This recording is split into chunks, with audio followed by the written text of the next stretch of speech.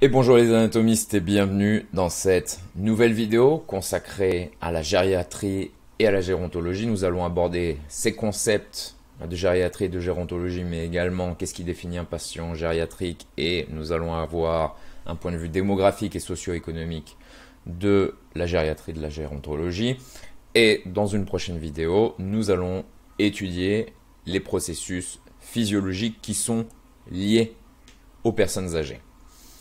Je me présente, je m'appelle Pierre, je suis préparateur sportif de formation et de métier, je suis également étudiant en kinésithérapie. Alors on va commencer par faire une différence entre la gériatrie et la gérontologie. Donc la gériatrie est la médecine des personnes âgées, alors que la gérontologie désigne l'étude du vieillissement dans toutes ses dimensions, c'est-à-dire sociale, économique, démographique, psychologique, anthropologique, culturelle, médicale et autres.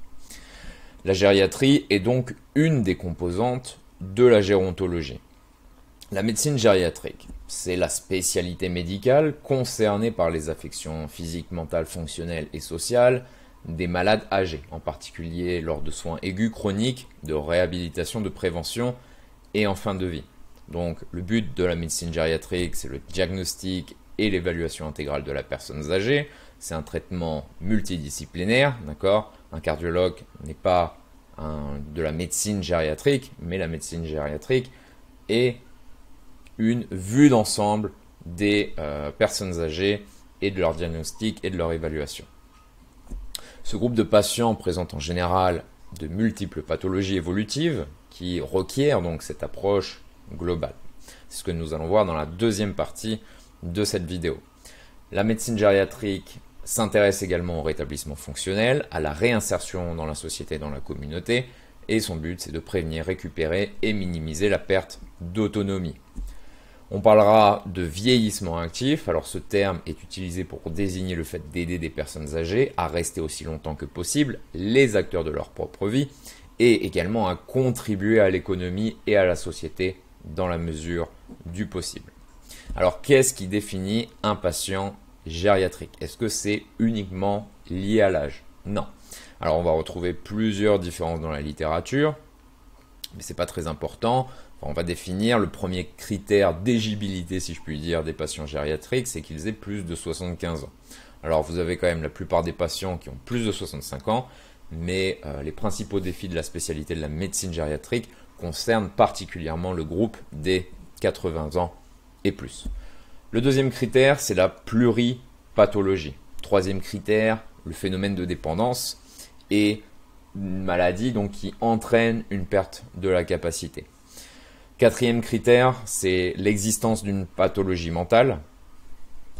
Alors ici, une petite faute, une pathologie mentale qui peut être accompagnante ou prédominante. Et le dernier critère, c'est des problèmes sociaux qui sont liés à ces états de santé. Donc je vous pose la question, est-ce qu'un patient de 90 ans sans pathologie est-il un patient gériatrique? Non, puisque la gériatrie n'est pas seulement liée à l'âge. Donc pour finir sur cette vidéo, on va étudier la démographie et les enjeux socio-économiques de l'augmentation de l'espérance de vie de la gérontologie. Donc ce que nous pouvons voir dans les pays développés, comme en Europe, comme en France, c'est qu'il y a une augmentation de l'espérance de vie, une augmentation donc du nombre de personnes âgées. Pourquoi? Parce qu'il y a un meilleur système de soins, et si je puis dire, j'ai mis ça entre guillemets, il y a un niveau culturel qui est supérieur. Donc ce retard de vieillissement a des conséquences. Cette population génère des dépenses sociales qui sont considérables au niveau des retraites, des traitements et des médicaments, mais également il y a une meilleure recherche scientifique sur ce type de population. À la différence des pays qui sont en voie de développement, alors l'espérance de vie, même si elle a tendance à augmenter dans le monde, l'espérance de vie dans les pays en voie de développement est encore faible.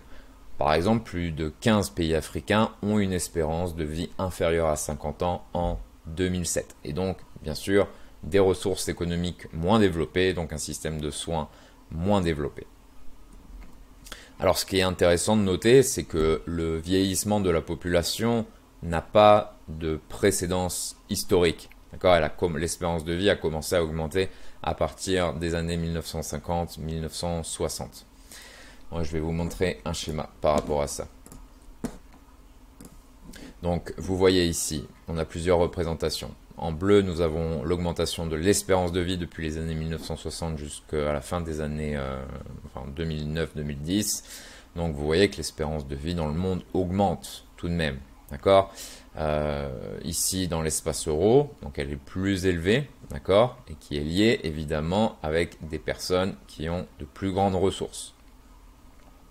Si l'on compare par exemple à l'Inde, ici en bleu pâle, d'accord, on a une augmentation également de l'espérance de vie, mais qui est plus faible que la moyenne mondiale.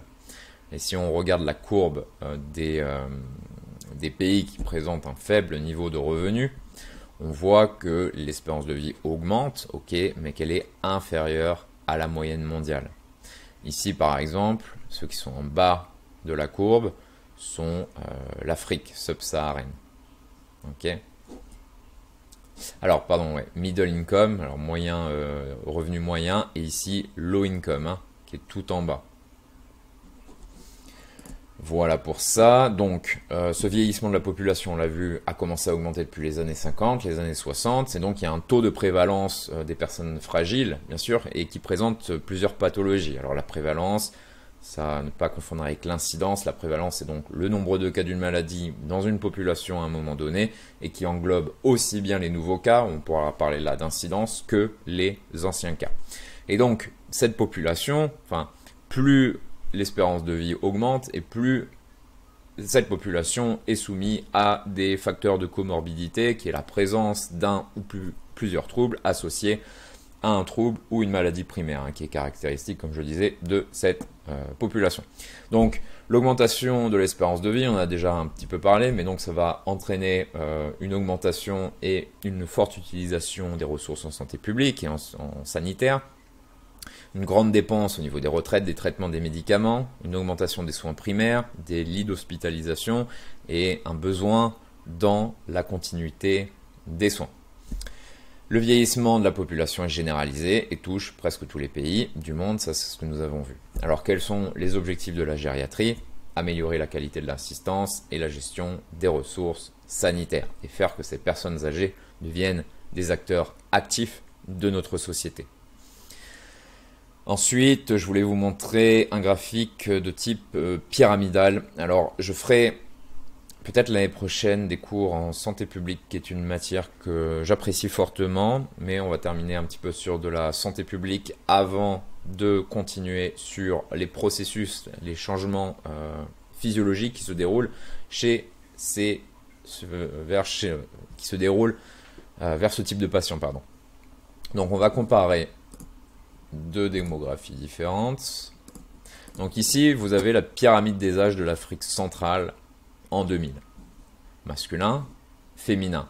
Et donc vous voyez qu'il y a une proportion plus grande de personnes qui sont jeunes, d'accord? 0,4 ans, 5 à 9 ans, 10, 14 ans, et plus on augmente dans l'âge, et plus la population se réduit.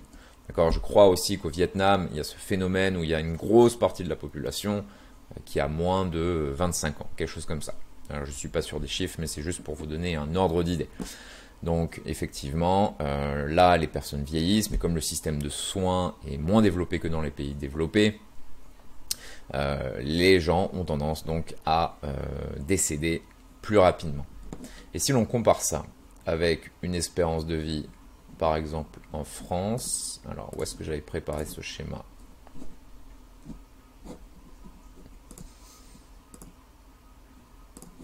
Donc on va comparer ça avec la France. Alors je ne sais pas en quelle année c'est. Quoi qu'il en soit, vous voyez qu'il y a une répartition, je ne dirais pas homogène, mais plus conséquente de personnes qui ont plus de 50 ans, 60 ans. Et vous voyez qu'ici, donc il y a une plus grande proportion par rapport aux pays africains, là, de personnes qui ont plus de 80 ans. Et vous pouvez également noter qu'il y a plus de femmes en vie à partir de 80 ans que d'hommes. Okay. On peut noter aussi que la natalité,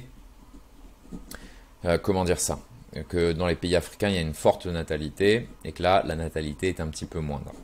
Donc voilà, c'était juste pour vous donner un ordre d'idée entre les pays africains et des pays tels que la France qui se situent en Europe. Alors, ce que je voulais vous dire de plus, voilà. Donc, quels sont les chiffres en France par rapport à la santé publique, par rapport à cette démographie?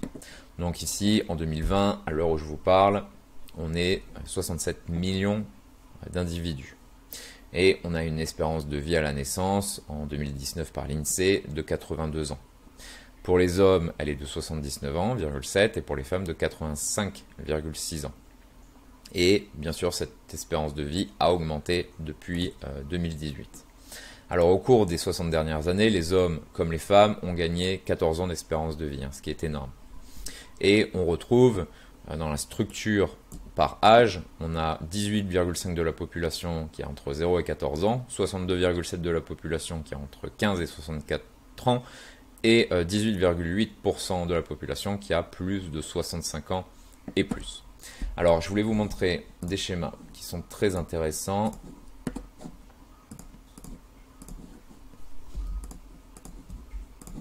Donc, pour terminer sur cette vidéo, je voulais vous parler de la transition épidémiologique entre les maladies transmissibles et les maladies non transmissibles. Ce que je veux vous dire par là, c'est qu'avant, les individus mouraient davantage des maladies transmissibles. Et comme on va pouvoir le voir, les maladies transmissibles ont un plus grand impact dans les pays en voie de développement comme les pays africains.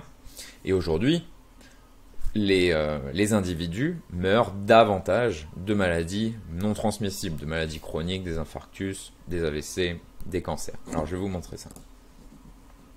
Donc on va regarder les 10 principales causes de mortalité. Alors est-ce que ici c'est dans le monde? Alors, les 10 principales causes de mortalité, tout pays confondu, pays en voie de développement et pays développés. Donc vous voyez que en termes de millions de décès, ce sont les cardiopathies ischémiques qui arrivent en premier, suivis par les AVC, suivis par les BPCO, et en quatrième, on a une maladie transmissible, une infection des voies respiratoires. Alors ce serait intéressant si je pouvais trouver un schéma qui remonte par exemple 50 ans en arrière. J'en avais vu un il y a quelques mois, effectivement, donc par rapport à l'année 2016, on avait des maladies transmissibles qui atteignaient la première place du podium, si je puis dire ça comme ça, entre guillemets bien sûr.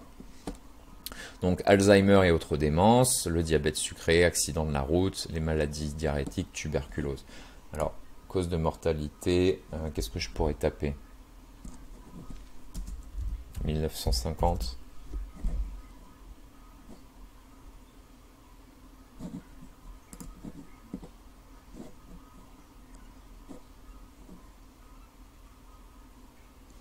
Bon, je retrouve pas le schéma, mais vous avez compris l'idée. Quoi qu'il en soit, on va comparer donc ce schéma qui comprend les pays développés et non développés par rapport à des pays qui sont développés.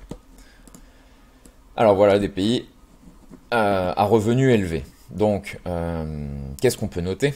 Donc vous voyez que l'infection des voies respiratoires qui atteint la 4e place du podium, ici elle atteint la 6e place du podium. Donc les gens meurent principalement de cardiopathie ischémique, d'AVC, de BPCO, de cancer de la trachée des bronches qui est lié au tabac surtout et à la pollution, d'Alzheimer et d'infection des voies respiratoires basses.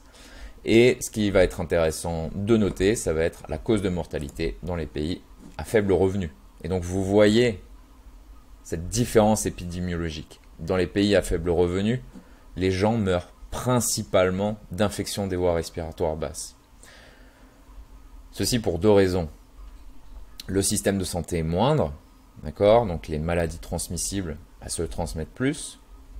Et la deuxième raison, c'est que comme l'espérance de vie est plus basse dans les pays en voie de développement, ils sont moins sujets à développer des maladies chroniques, des maladies qui sont non transmissibles. Donc ici, vous pouvez le voir, première cause de mortalité, infection des voies respiratoires basses. Ensuite, les maladies qui sont liées à la diarrhée, les cardiopathies ischémiques, maladies non transmissibles chroniques, le VIH, le sida qui tient une place très importante, les AVC, la tuberculose, prématurité, traumatisme, asphyxie à la naissance, accident de la route et malnutrition. Voilà les anatomistes, c'était tout pour cette vidéo. Et je vous dis à la prochaine vidéo, toujours consacrée à la gériatrie, à la gérontologie et à l'étude des processus, des modifications physiologiques dans le corps humain au niveau du système nerveux, pulmonaire, cardiovasculaire, musculo-squelettique, etc. À très vite, au revoir.